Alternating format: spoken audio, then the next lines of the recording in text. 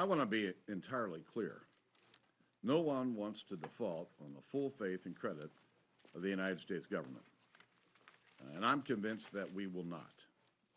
Starting tonight, I'll be working with colleagues here in the Capitol, both the House and the Senate, to find a responsible path forward.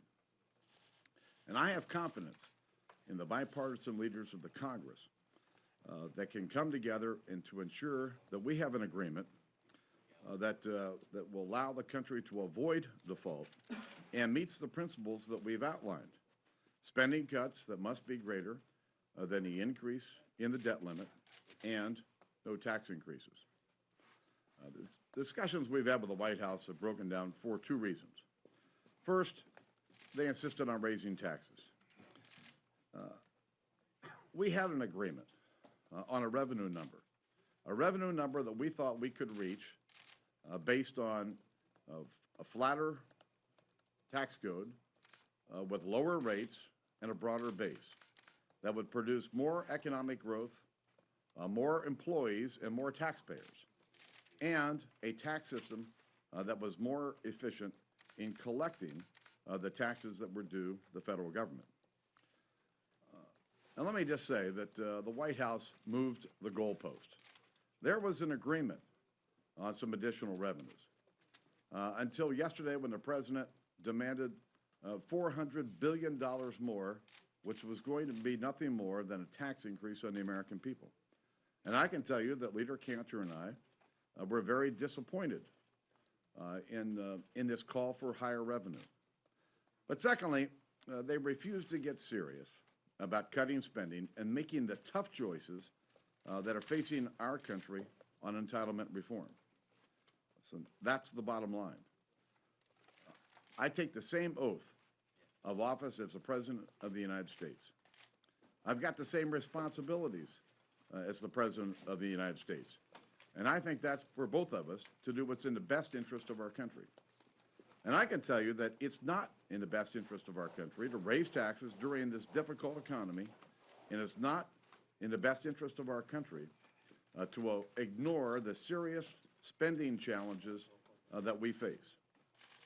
Now, I want to say this is a serious debate, and it's a debate about jobs, and it's a debate about our economy, and frankly, it's also a big debate about the future of our country.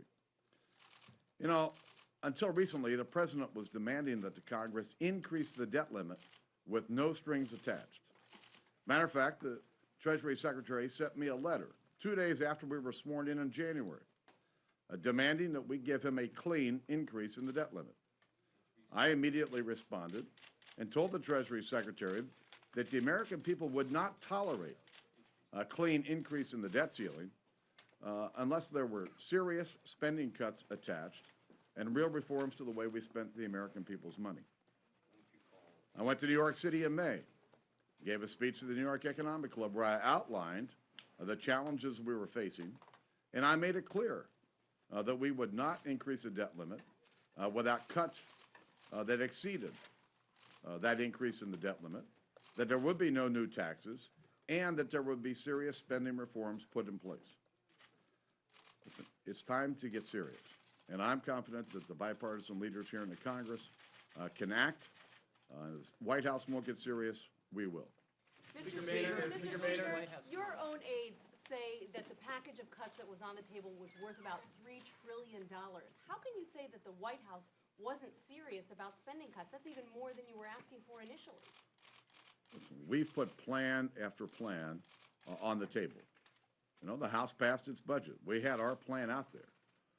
The House passed cut, cap, and balance.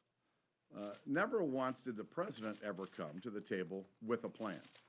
It was always, we were always pushing.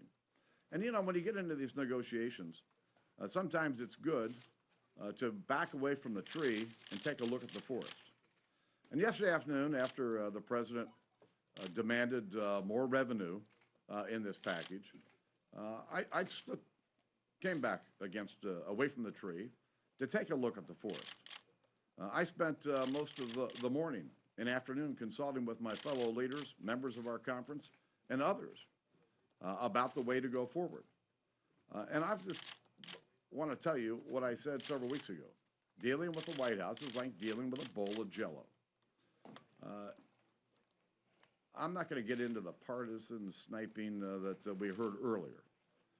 But I can tell you that, that there was every effort in the world to avoid the real cuts that we need to make in order to preserve the fiscal integrity of our country and, frankly, the real cuts that need to be made to preserve our entitlement programs, which are important programs to tens of millions of Americans.